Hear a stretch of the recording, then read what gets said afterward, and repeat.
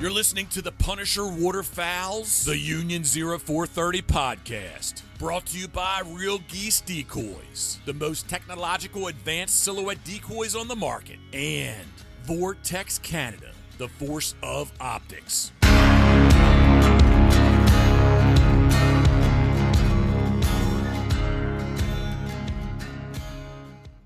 Hey everybody, welcome back. 3 weeks, 3 shows. Can you believe it that I was away and this thing didn't fucking self-implode on itself. It's amazing because I really didn't have a whole lot of hope for these yahoos to be able to carry this on with me being gone. But you know what? I listened to the episodes. They done a good job. I didn't understand a little bit of word you just said. It was good. There was no East Coast flair. Mark was quiet on a couple episodes there, so I didn't get that. Here or what? Jesus.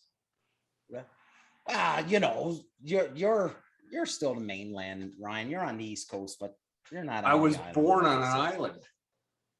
Yeah, you were born on an island, the wrong one, but it's still an island. Yeah. Everybody, episode 64, and very, very lucky tonight, Dave. I'm pretty sure, Dave, you've been at Brian for a long time to be coming on this show. So thanks, Brian, for finally giving in to Dave and agreeing to come on the show and listen to us and have a chat. So coming to us all the way from the border of Illinois and Wisconsin, Dave, I did pick up on that geography lesson that you were given regarding Texas and California. So just so you know, Wisconsin and Illinois, that's where Brian is, and that's not attached to California. Just so you know, long ways away. So everybody, yeah. So we got Brian Schiller on with us tonight. A very, very a great guest to have on with us tonight for a lot of reasons. So you know, our love of NuCanoe, especially Dave is a very, very big advocate for kayak hunting. Brian does his own podcast and is really involved into the kayak fishing with NuCanoe. So it's an excellent opportunity for us to bring this all in together. Brian has his own podcast, and we'll get into that in a little bit. But like always, Phil is in Oshawa only for another week or so, and then he'll be moving into the new house. 3 or 4, I don't know. Anyways, okay. I thought it was sooner. Not, I fucking wish. This will be the last move I ever. The next time I move, it'll be into a little 6-foot box. Let me tell you. Anyways, carry on. You're going in for the long haul. We got Ryan down in Nova Scotia. Dave is up in Kincardine, and I've already alluded to the fact that Brian's on the border of Illinois and Wisconsin. So, Brian, thanks so much for coming on the show. I hope you're as excited about the show as what we are about having you on and being, especially because we're really looking forward to picking your brain on this. So, yeah, you know, awesome. Thanks so much for coming on. Yeah, for sure, man. It's exciting to be here, man. I'm not a veteran waterfowl hunter. I've been doing it for 2 years now, but I'm always eager to talk about it and talk about the kayak hunting aspect and things like that, man. Yeah, and for those that don't know, like, you also do the NuCanoe Podcast on Tuesdays. So if you just want to tell everybody about your podcast there. Yeah, sure. So I do the NuCanoe Podcast. It's on all the NuCanoe platforms, Facebook and YouTube, and then any major podcast platform. And, you know, basically we go around and spotlight a lot of our team members. We talk to a few dealers. Obviously, we talk to the big cheese, Blake Young, as well. He's always given updates on products, new things coming out, any delays, things like that. Like, that's one of the nice things about NuCanoe is they're very open and forthright on, what's going on with the company, especially in the times we're in right now with, COVID, product shortages, things like that. He's very open at what's going on to his customers, and keeping them up to date on all that good stuff. And then what about the paddle and fin? You want to tell? Oh yeah, sure. Yeah. And then I also started a kayak fishing podcast, Paddle and Fin, back in, it's been 3.5 years now. We started 2018. Yeah, 2018, and we've been going strong. Basically, it's kind of a network now, where we have a new episode that goes up 7 days a week. And it's everything from like fishing for beginners to, angler stories. We talk to companies. We got a hunting segment that's every other Saturday, which would be a great guy for you guys to chat with as well. Brad Hurlboss. He does a lot of upland hunting, waterfowl, and then a little bit of deer hunting as well. And then all the way to saltwater kayak fishing and everything in between. We try to appeal to all audiences, whether you're a beginner kayak fisherman or fisherman in general, all the way up to, the most advanced tournament guys. We get a segment that just recaps all the tournaments around the nation. Even up north, you guys got a lot of kayak tournaments going on as well. So, we try to spotlight everything from the small clubs all the way up to the big tournament trails as well.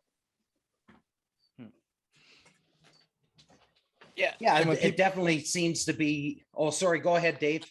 No, I was just going to say, you talked about the saltwater fishing. And when people talk about like how stable is the kayak for duck hunting, look at Everett Park, who was on this podcast like a few months ago. He's been catching some monster fish in a kayak, like things that I'm like, you should probably have a boat for that, but it's stable enough to do that.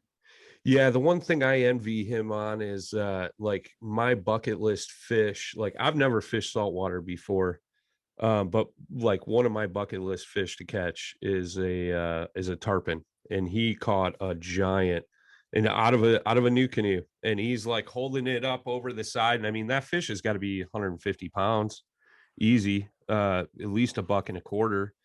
And he's holding it right on the side. I forget what he just caught out of that thing too. Right after I cast, those guys went down to southern Florida and went out fishing offshore, and he was reeling in some giant fish.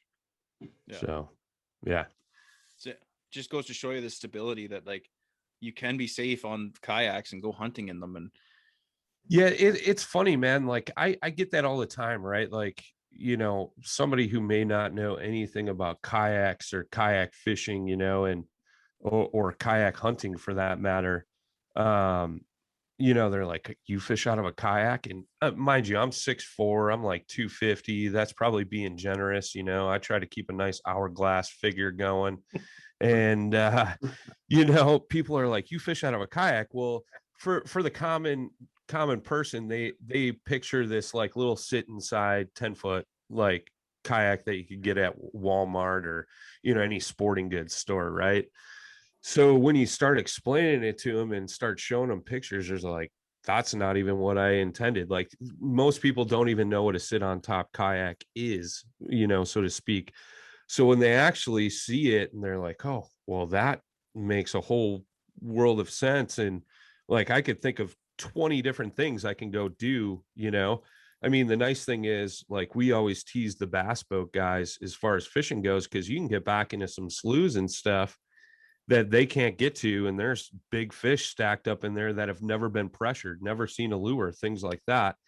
But they can't get their big boats back there. So, and not only that, I mean, let's be real, right? Like with the prices, everything, like what a new bass boat or a walleye boat right now, I mean, you're looking at like 40 grand entry. Like my old man just bought a new 19-foot Ranger Deep V, and I think he spent 42 on it. And it's just like, for the average Joe that doesn't have that kind of income or that kind of money to just go dump or have another payment, like a kayak makes sense. It's super easy, super portable. And like I said, you can get into so many places that a lot of others can't. Yeah. And one of the big things with the NuCanoe I found is the integrated blinds that they have they're built specific for the boat. Yeah. To the point that there's people trying to like, hey, I got a Ascend H12 or whatever, that I might have the wrong number on it, but whatever. Sure. Like it's a 12-footer. And they're like, do you think I could try your NuCanoe blind on it and see if it fits? Cause I can't find a blind anywhere. I'm like, yeah, man, this thing is built. It doesn't have the drawstring. It's perfect for my boat. Like that's what it's meant for. And right. Yeah. I know, my buddy, Brad, who introduced me to waterfowl hunting, like he used to hunt out of a Hobie. And he had a makeshift blind. I forget who made it. And, he kind of retrofitted it to work on his boat. And I actually, last year, I didn't have a blind for my Pursuit. So he loaned me that blind and we made it work. You know what I mean? But the nice thing about the NuCanoe ones is, you got the poles that go in there. So it gives you plenty of room. It's not like you're just draping a blanket over you. So to speak. It's almost like a nice layout blind, you know what I mean? And the cool thing is, which I believe they're going to start shipping in a month, is NuCanoe actually partnered up with Mossy Oak. So now all their blinds are going to have Mossy Oak patterns in what is it, sprayed grass or Shadow Blades grass. Sorry. And then also I think they're going to have a second option. I'm not going to say whether or not they're going to, because I'm not 100% sure, but I know the Shadow Blades grass for sure. That's a new thing. So it'll be a nice, mossy oak pattern, and you could still tie grass and, like we always do when we back into a marsh, just start ripping grass off and stuffing it in the little sleeves and stuff on our blinds. And, just to kind of tuck in and be a little bit more hidden. But yeah, super nice. And then they even have, I believe the new ones will still have the back hatch in the back if you bring a dog with, so the dog can jump in and out. And that's another thing too, right? Like stability wise, you can have your lab in the back or your retriever, whatever dog you may have. It could be 100 pounds, man. And that dog can still get in and out, and you're still carrying, 3, 4, 5 dozen decoys yourself, and you're still moving around pretty good, getting back into some of those marshes and sloughs, so yeah, those hunting blinds, man, they make a world of difference. The first time I actually sat in one was in a Frontier 12 at a fishing show, because the Madison Fishing Show in Wisconsin, we usually only show NuCanoe through the one dealer I work with. And that's just because there's another dealer there carries some of the other similar brands, but they don't carry NuCanoe. And it's amazing because there's a lot of waterfowl hunters in Wisconsin. You get the Mississippi River Flyway, right there. So, a lot of these guys are walking by like, oh, well, that could work, like why didn't we think of this? Instead they're either, going out and burying their boat on a shore, hiking a few hundred yards, then setting up a blind or whatever it may be, whereas you could just float around in that kayak or tuck yourself in the weeds, man. It's a really nice feature for waterfowl, that's for sure. And not only that, but like a lot of guys too are deer hunting out of them, because the boats themselves can carry so much weight. I mean, one of our team guys on NuCanoe, Parker McDonald, I mean, he shot a monster buck in Tennessee last year, had that thing draped over the front of the boat, and he's like, it was fine. He runs a little 2.5 horse outboard on the back of his, or he's paddling, and the boat handled it just fine. And it's just another nice option, especially when you got a lot of water access to public lands. You could sneak in when everybody's parking up on the road and pushing all the deer back to where you're setting up, getting ready to go. So it's kind of that cat and mouse game that you can play with a kayak. I'm glad you talked about it being the mossy oak blind, because when Everett was on, Everett said, yeah, we got a new blind coming out, and a few people picked up on it. And I tell you, since he was on back in May, we've had someone every week like, hey, can you give me any information about that top secret blind you're talking about? And so that was good. Yeah. So what do you have? What got you into doing podcasting? Like, why start podcasting? Oh God. So the guy I actually started paddle and fin with, him and I both listen to podcasts when we're on the road. You know, like I travel a lot for work, driving around. You know, usually I probably put 150 miles round trip a day on my truck. So I'm in the truck quite a bit, you know, and always been a huge fan of podcasts. We had just gotten into kayak fishing, and we had really struggled to find a lot of good information out there. So we figured, you know, kind of looked at starting a podcast, you know, like YouTube, you know, we considered that, you know, but at that time there was you know, you had a lot of young kids doing content on YouTube, and we're like, I don't know if we're cut out for that. So we figured, why not start with a podcast game? And, you know, we never figured anybody would listen to us, but at least we would have a record of, like, you know, our journey into kayak fishing, so to speak. And, you know, if we could share our struggles and help somebody else learn from those mistakes that we made, or, you know, successes, it could be a cool thing, you know, because we were having a tough go just trying to find stuff to, you know, to figure things out on our own. And, you know, just, it was more of a, not necessarily entertainment, but more educational thing. And now it's kind of turned into both, which is cool. So, I mean, and then, you know, obviously I got with NuCanoe a little over a year ago. And, you know, the one thing that a lot of the team guys were, you know, moaning about was like, hey, I need you guys to promote me more. And, you know, I'm trying to get more sponsors, or I'm, you know, trying to get my tournament fees covered, this and that. Like, you know, can you guys share some of my photos or whatever? And it's kind of hard to do that with a team of, you know, 100 guys, so to speak, spread out across the United States and Canada, and even a couple guys overseas, you know? So, you know, I presented it to Everett, and I was like, you know, hey man, why don't we do this? And we can give these guys a half hour to an hour a week, and, you know, kind of take turns, run through all the guys, and have it be their platform. And not only that, but, you know, we can keep consumers up to date on products.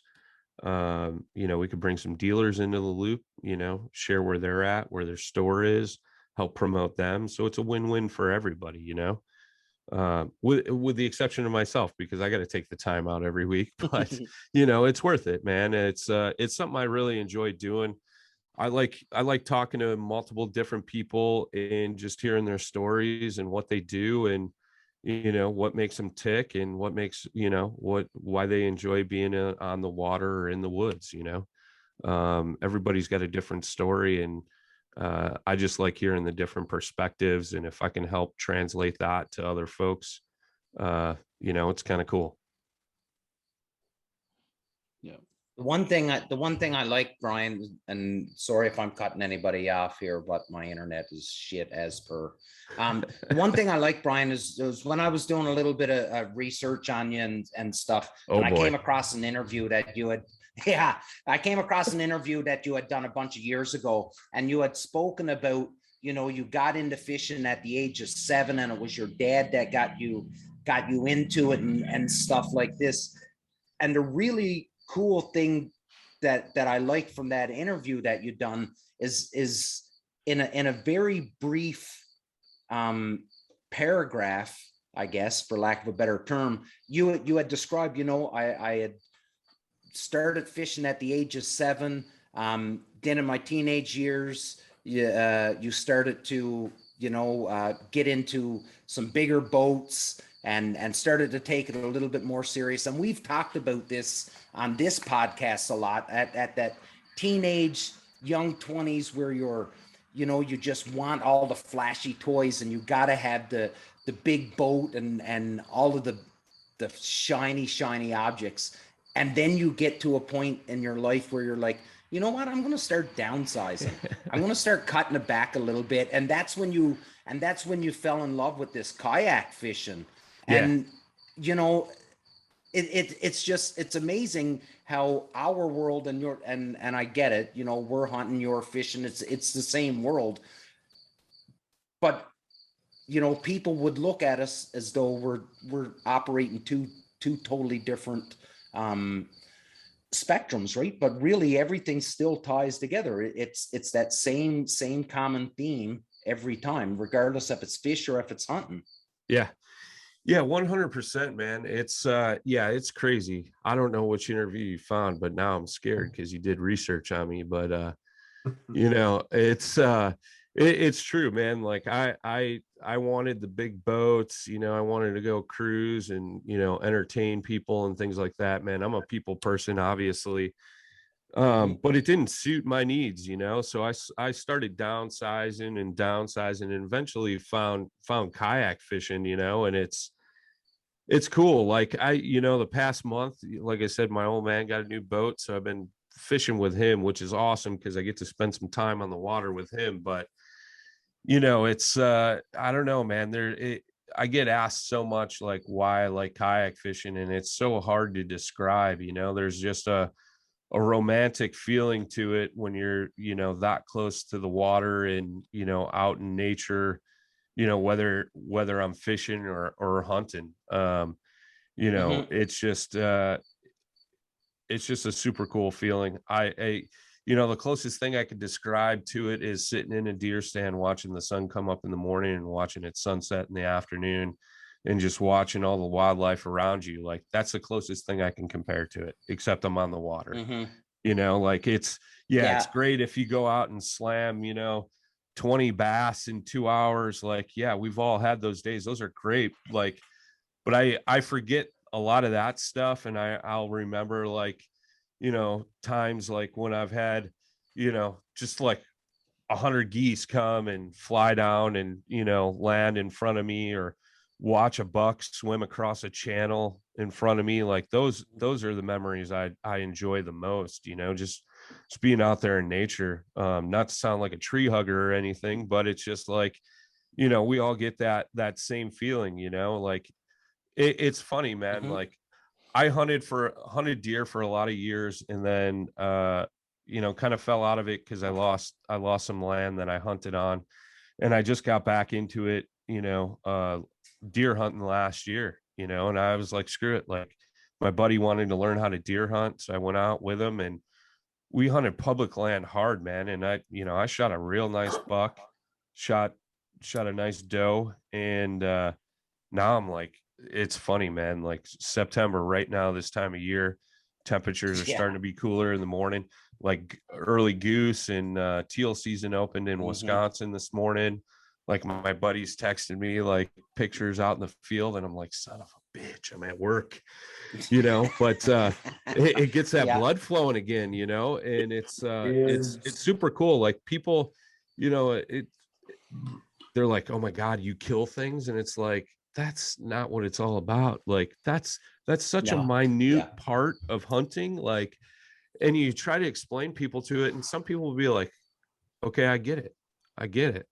Other people, you know, you could probably hit them in the head with a rock and they still wouldn't get it, you know.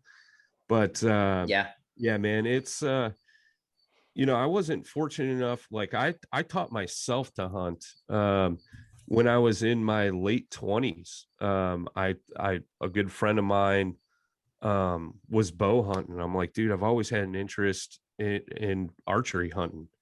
And you know, I picked up a bow. He kind of showed me how to shoot it and kind of taught me a few things about what, you know, deer do and where they go and things like that, man. And you know, I used to hunt pretty damn hard and just enjoyed the crap out of it. And then I was one of those guys like, I'm not going to go battle those guys on public land. Screw that. Like I won't see any deer, not worth it.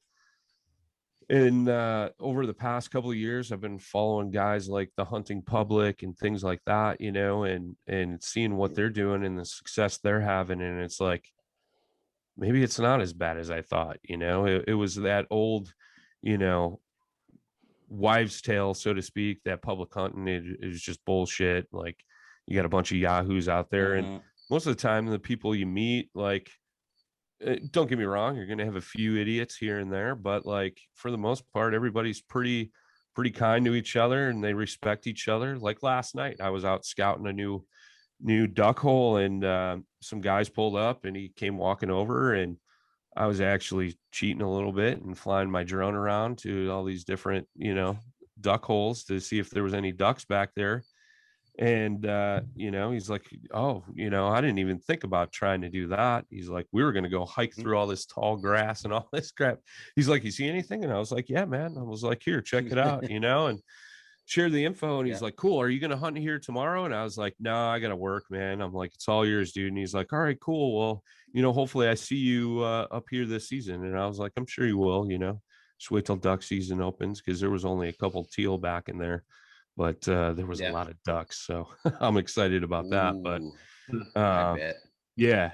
So it, you know, it's just one of those things, man. I think, and that's real similar when Dave and I talked about, you know, starting this podcast, and very similar to your own story, right? That we didn't know if anybody was going to listen, and we were hoping that it was going to be educational.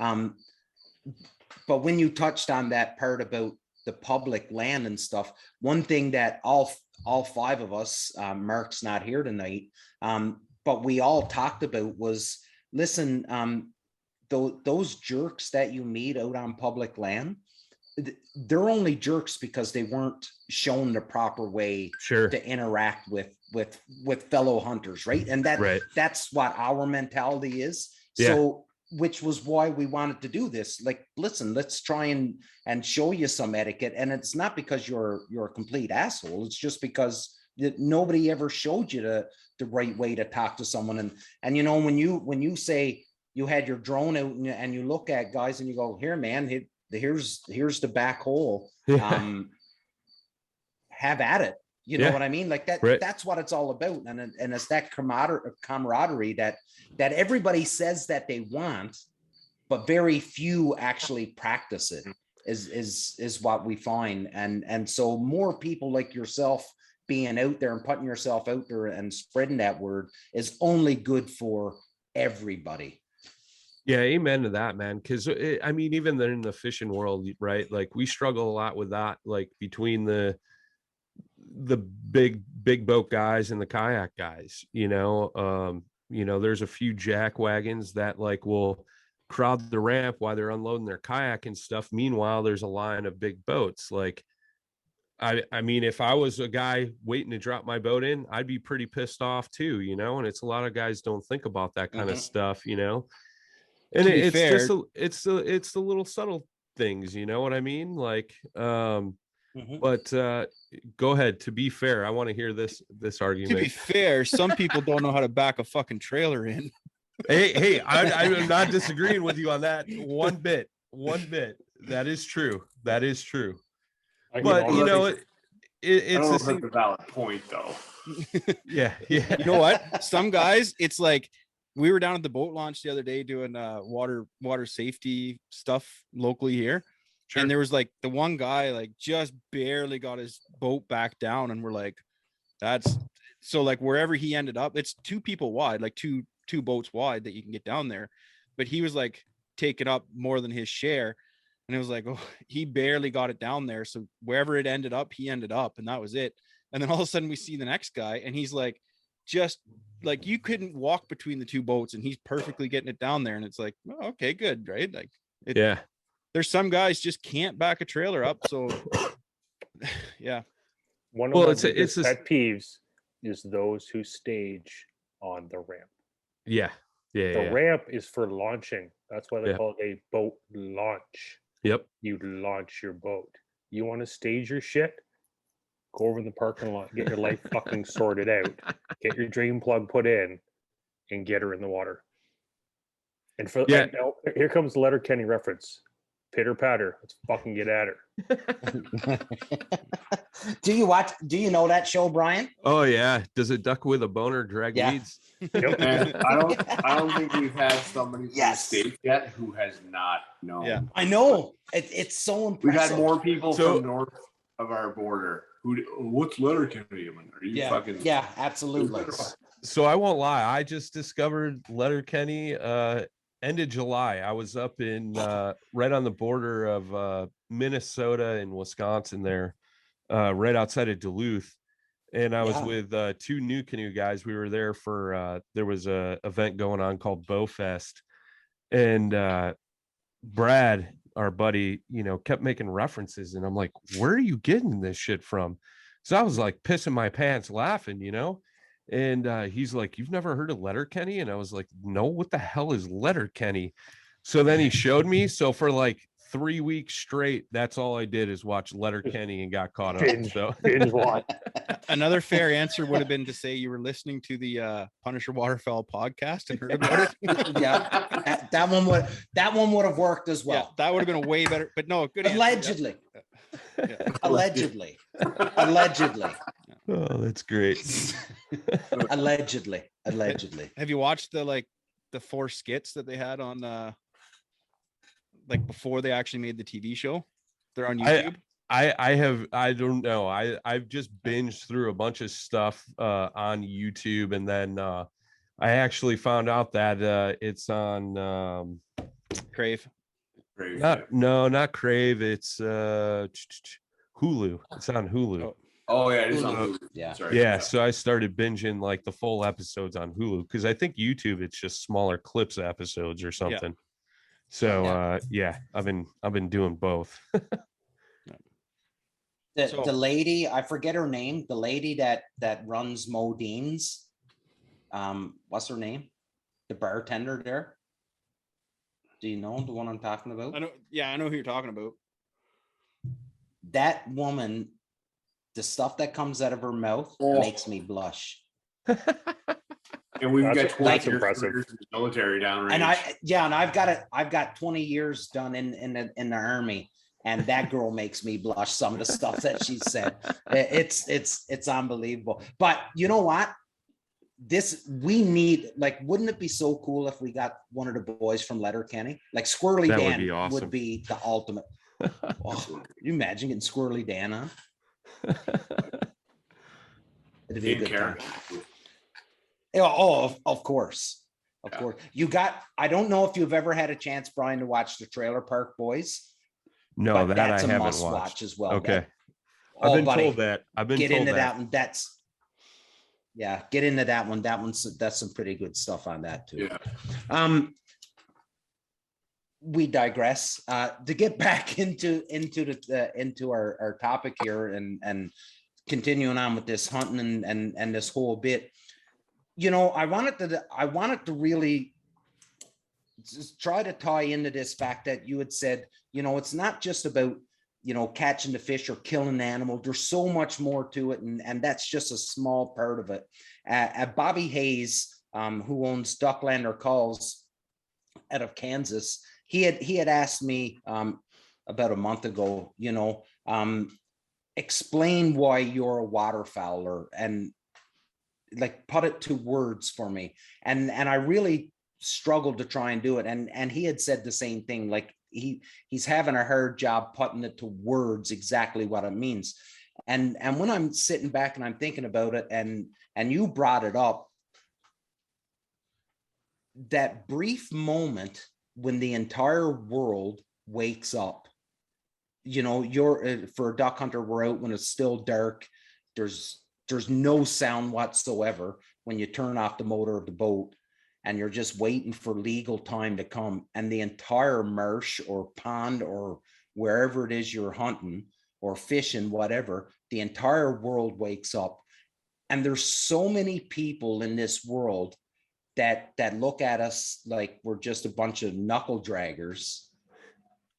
And they had no idea how much that 2 seconds of just hearing the pond come alive you don't know what that means. And that's what separates us from,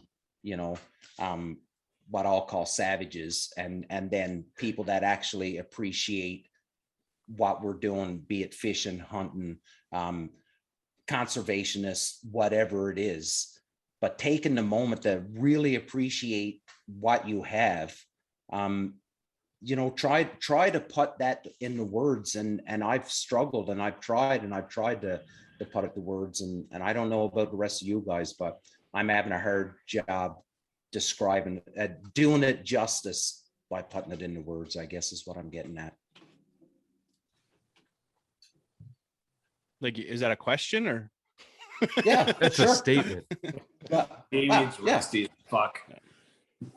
I think Brian can definitely, I can definitely relate to Brian, vice versa and such. Like, for those that know me well enough, like my affinity with small water, shooting a 20 gauge, being in that marsh, like, and believe me, like a NuCanoe is on my list of shit to buy, that's for sure.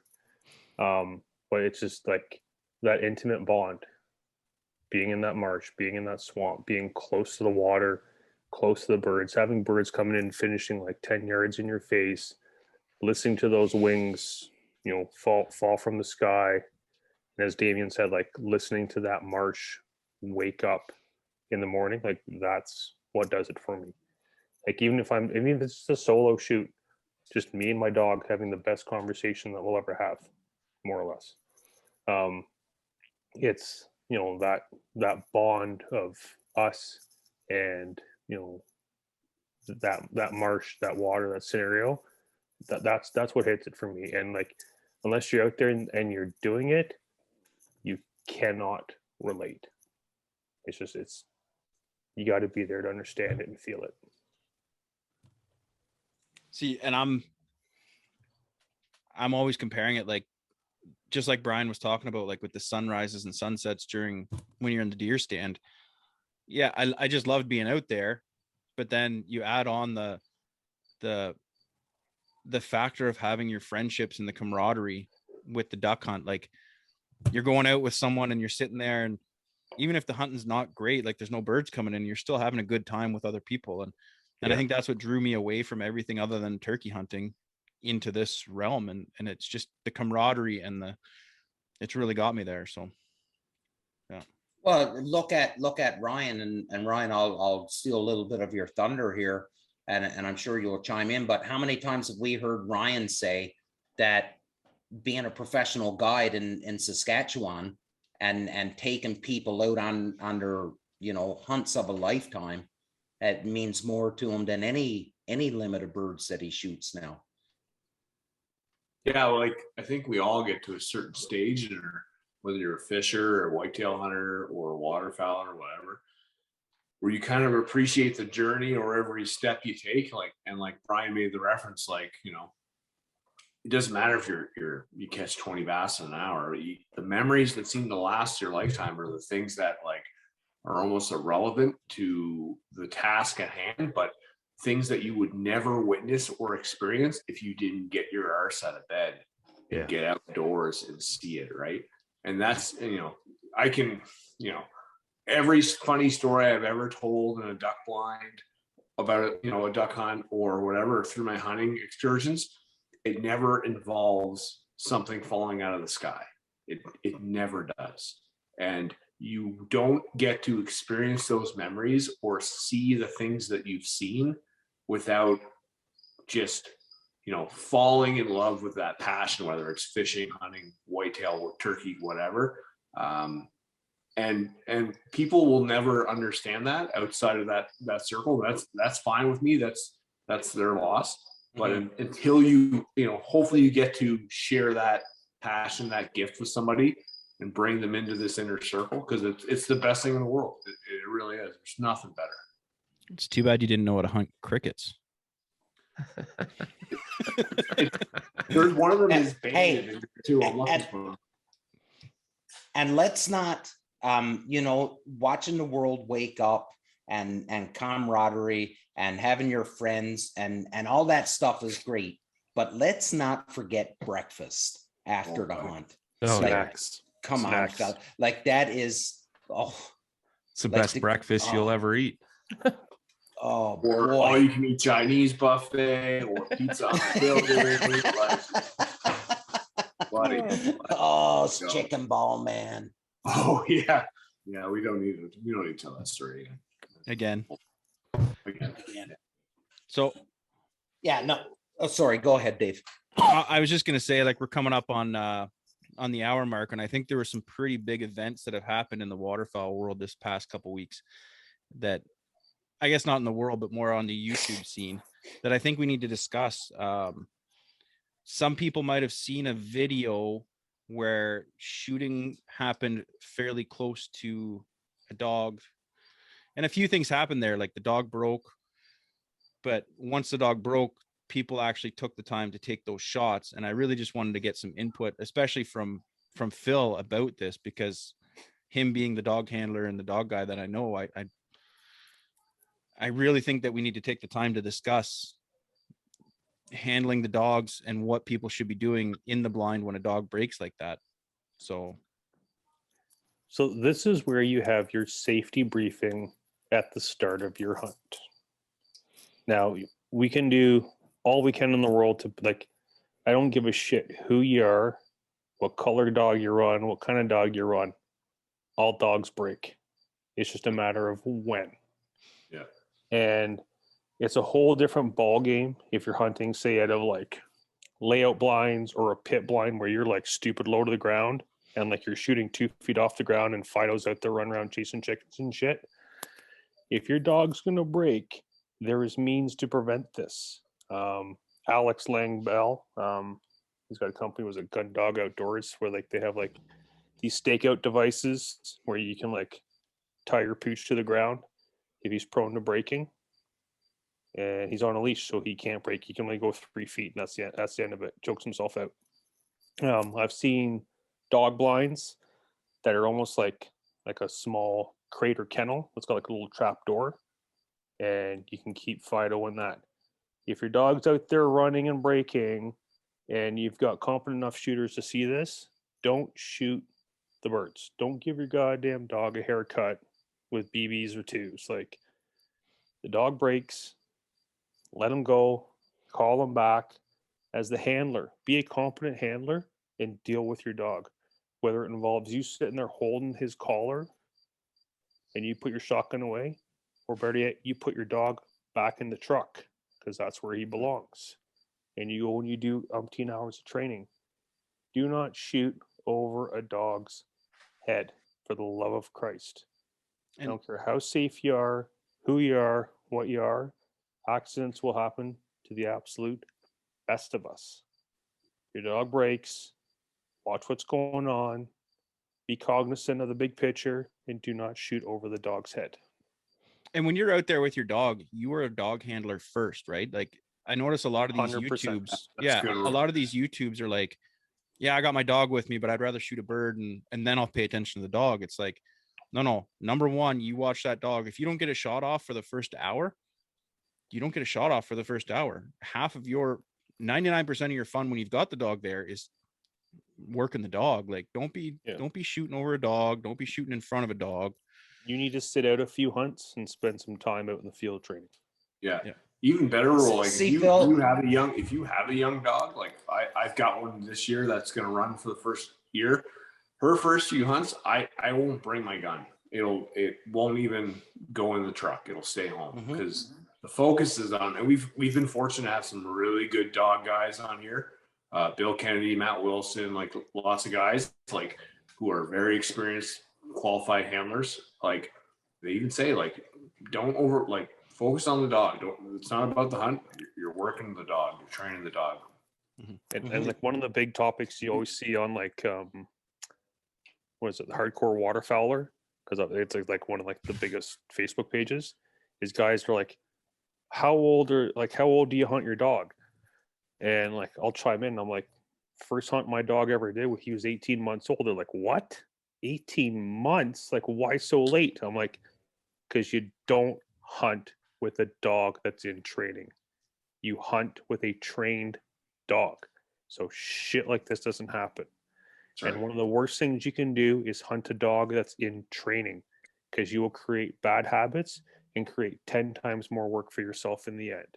You want to hunt with a dog, hunt with a trained dog, not the one that's in training. Yeah. You know, we've really hammered on the dog training subject so many times on this podcast, and still, and I've got friends just like all of you guys. You all have these friends, and you can tell them, you can give them the advice and say, listen, don't bother to take your gun on your first couple hunts, or if you take your gun, just don't even shoulder it. You know, have your eye on the dog, watch the dog, make sure the dog isn't going to do anything stupid. Because you're right, Phil, while you're training, the dog will break. But I am a firm believer that with the proper training, that dog won't break. It won't break if it's trained properly. 100%. But while you're training, yes, it will break while you're training. So you need to focus on the dog. That video that we're talking about right now, that was nothing but the most irresponsible actions I have ever seen. And I've seen some dogs break and fellas not notice dogs break and they've shot, but it's because they haven't noticed the dog. This video was complete irresponsibility. That dog was in the middle of the spread and people were still shooting. You look at Ryan, you've brought up Sean Stahl a million times. I would have loved to have been a fly on the wall when Sean Stahl seen that video the first time. That goose in that video was maybe 6 feet off the deck. Maybe 6 feet. Yeah. So, you know, when it comes to these dogs and fellas that put the time into training or whatever it is, their form of training or whatever, it doesn't matter. But if you're going to spend that kind of money on an animal to help enhance your hunt, become your best friend, and you're going to be irresponsible like that, then you really shouldn't even be hunting. Because if you don't have the foresight to notice that your dog is becoming a liability, then you really shouldn't be hunting. And you can take that up with me and challenge me on that all you want, and I will fight you on it every single day. You are being very, very irresponsible if that's the way you're hunting. And I'm sorry that we've gotten off the topic here, Brian. But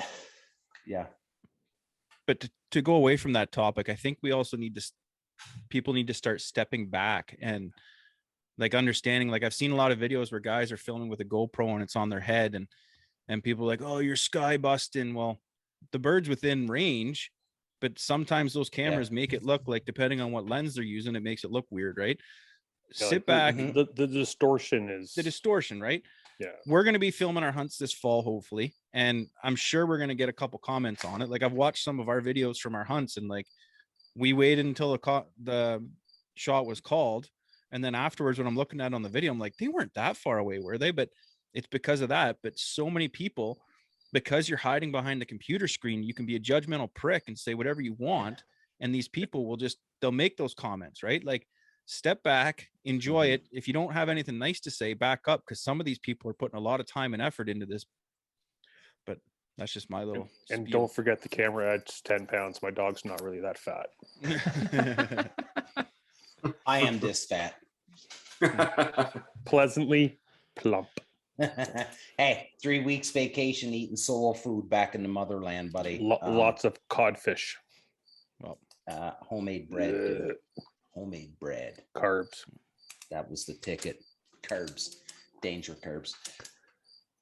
Brian, buddy, that was what we call a tangent at the best of times, because you were not included in that conversation whatsoever. Sorry, it had to be talked about. No, I completely agree, man. I mean, the first time I hunted behind a dog upland hunting, man, you know, like that's the biggest thing. Like, you know, my buddy said, like, you're going to be doing most of the shooting. I'm going to be handling the dog, and whatever you do, don't shoot my dog. And I was like, okay, I think I can follow that. But I mean, it's true in waterfowl too, man. I mean, I don't know. I'm a big dog lover. You know, my dog's a big dummy, so I can't take him out duck hunting. But, you know, he, you know, if you were going to shoot over my dog's head, I'd probably turn around and, you know, point my shotgun at you because, you know, that's my best friend. Here's one for you. There's 3 rules to hunting over a dog. Rule number 1, don't shoot the dog. Rule number 2, don't shoot the handler. Rule number 3, if you break rule number 1, you sure as shit better break rule number 2.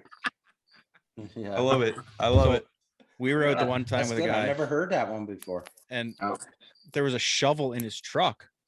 And I was like, maybe I'm missing something, but what do you got a shovel for? He's like, oh, it's in case you shoot my dog.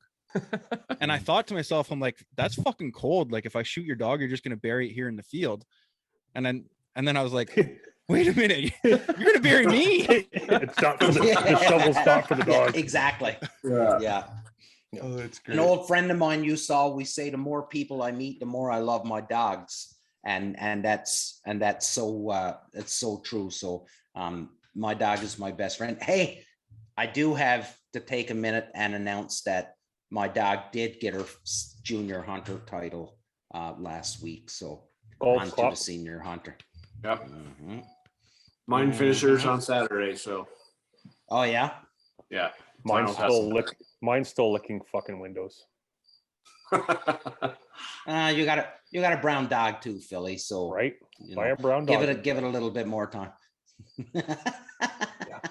Anybody can run a black dog, buddy. Takes a special kind of stupid to run a brown one. Roger that. Roger that. Well, Brian, buddy, we are about at that 60-minute mark here now. And, you know, I really wanted to tie this back and thank you again for coming on.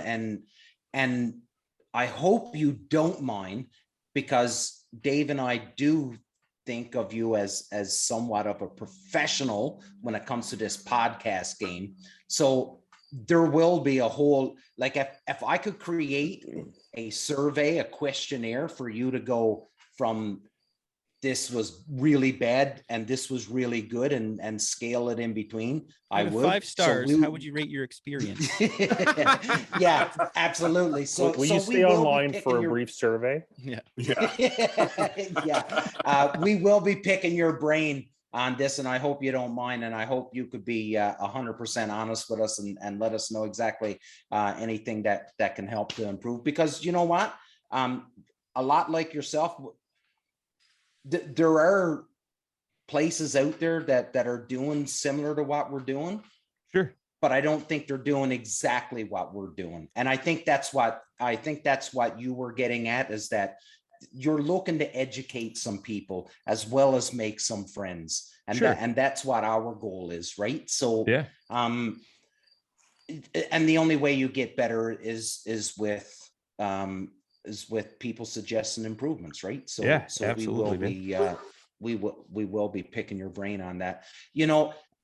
And then this whole NuCanoe and Dave is really, you know, down in the States, you guys operate different. Like it's nothing for you guys to say, you know what, I'm going to buy a kayak and this is the way I'm going to operate now. Up here, it's, I wouldn't say it's unheard of, but it's definitely not as popular. And Dave's really been pushing this NuCanoe idea and trying to get people into it. And it seems like Dave, do seem like people are interested in it. I'd like you to know that 8 people actually bought, after our last podcast with Everett, 8 people purchased NuCanoes. They're all waiting, because see, that kind of happened where Everett announced that there's a new blind coming out. So none of them bought the blind yet. And they're all waiting on this new model to come out. But wait a minute. You guys had Everett Park on before me? Yeah, sorry, dude. Shoot. We are kind of insulted. I messaged and I said, who should we get on? Yeah. I'm just kidding, man. I'm just kidding. Hey, Brian, I just wanted to tell you that I said to Dave, like, we shouldn't have Everett on. We should get Brian on first. And Dave's like, no, fuck that. Yeah. That's exactly how it went down. I'll have you know that of the 8 people that have all bought NuCanoes, once they've all got blinds, we're all meeting up for a kayak duck hunt here in Ontario. That'll be cool. That's cool, man. Cool. That's, heck yeah. We're trying to organize it. A few logistic problems, and but we'll see. Hopefully the blinds come in for everybody and we can get this going. Heck yeah. And there'll also be, hopefully by the time we run our camp on October 22nd, I should have 3 models of kayak to bring to it for everybody to try out. So that's something else that, so nice. Very cool. I want one. We'll just do a quick around the table. Brian, we'll give you the final word, buddy. And we'll stop taking up too much of your evening here. No worries. So Philly, over to you, buddy, for your last piece. Brian, pleasure having you on. It's it's nice meeting a like-minded individual that has that intimate feeling with shooting small water, fishing small water. Definitely, like I said, as those know, that's where my heart lies. And it's great to chat with you tonight, and hopefully we can see you on here again. Maybe be able to sit next to you in a NuCanoe down the road. There we go. Brian, thanks for taking the time to come on, man. Best of luck to you in your little duck hole this year, and hopefully you fill your whitetail tags and have a great year, man. And all the best, man. Thanks for your time. David. Brian, thanks for coming on. Like Damien at the start was saying, I'm getting good at bugging people, but I learned that lesson from my old lady there, but that's a different story. So anyway, no, thanks for coming on. Sorry about all the questions I asked when you're running that NuCanoe podcast, but yeah, it's fun. You're doing a good job, buddy. And hopefully we get to hunt someday together. Heck yeah. I think we definitely need to, once the border opens up and we can do, we've got a milk run to do throughout the states, of all the people we've had on this show that we need to go hunt with. So Brian, you'll be added to the list here now. We just gotta, I don't know how we're ever going to be able to pull this off, but we've got to make it happen. We'll go hunt with Jeff Coates, and then we'll go to Texas, and everyone else can meet us there because it's right beside everything. Yes. Borders every. Yeah. Borders. It's like right in the center of America. That's why it's the Lone Star State, Dave. That's why they call it the Lone Star State. It borders everything. Yeah, that's right. Everything borders Texas. Brian, buddy, it's been a hoot. It's been great to have you on. There's been some good laughs. And like Phil said, and Dave and Ryan, it's great to have you on, and it's great to talk to another like-minded person that's doing it for all the right reasons. And you know what, I consider the right reasons, and you do, may different from somebody else, but we are like-minded, and I really do appreciate you coming on and talking. We went off on a couple tangents, but all's good, and that's just the way it is. And with my editing ability, whatever was talked about tonight is what's going out to the masses, because I don't edit anything. So, buddy, to you for your last words. Yeah, man. No, I appreciate you guys having me tonight. This has been a lot of fun, man. As far as the rating goes, I give it 5 stars, man. You guys just keep being you, man. Have the laughs, keep it real, keep it raw. That's the way we always do it, man. And and as long as you guys just keep being yourselves, man, you're gonna have nothing but continued success. But same thing, man. I enjoy talking to like-minded people that just like being in the outdoors and sharing that experience. And not only that, but you guys are helping educate others, so it's super cool, man. I'm super glad to be a part of this show tonight, and I look forward to see where you guys go, man. And absolutely, if I'm ever up in Canada, I will definitely come sit in a blind with any of you fellas. And if you're ever down this way, I hope you hit me up for sure, whether it be for fishing or hunting, man. I'd love to spend some time with you guys. So super cool, man. Just keep up the good work and keep spreading the good word, brothers. You heard it here first. 5 stars out of 10. That's great. That's the best rating. I thought it was 5 out of 5. But are we using the hotel rating system? I didn't know that. Sorry. Awesome. We are just adequate at best. Yeah. That's awesome. That's great. But you heard Brian right here, guys. Guys and girls that are listening, we've said it a million times. We're not professionals. We're not experts. We don't pretend to be anybody that we're not. We're a group of friends that love one another's company, and we absolutely love hunting waterfowl. This is all it is. So do not have any reservations thinking that we think anything more than who we are, if that makes sense.